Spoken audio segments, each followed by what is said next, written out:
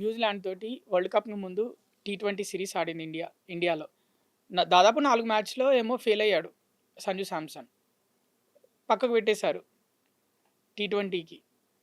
ఇప్పుడు అభిషేక్ శర్మ ఏకంగా world కప్‌లోనే fail అవుతున్నాడు.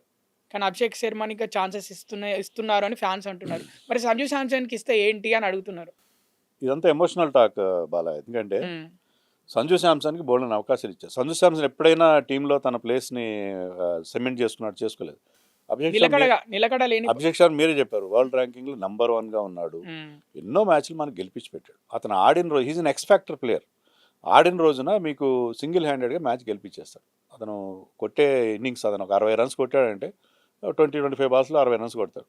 కొడితే ఏంటంటే మీకు మ్యాచ్ మిగతా వాళ్ళందరూ ఈజీ అయిపోతుంది. సో అలాంటి ప్లేయర్ అతను. He has proved himself. అలాంటి ప్రూవ్ చేసుకున్న ప్లేయర్ని మనం ఆ ఫెయిల్యూర్స్ అయించాలి. ఇప్పుడు ఇంగ్లాండ్లో బట్లర్ తీసుకోండి. Buttler having a horror of an World Cup. కానీ అతను డ్రాప్ చేశారు, ఇంగ్లాండ్ వాళ్ళు డ్రాప్ చేయలేదు. So there are certain players. Brook ఒక 50 కొట్టాడు, తర్వాత అన్ని ఫెయిల్యూర్స్. అవును. బట్ 100.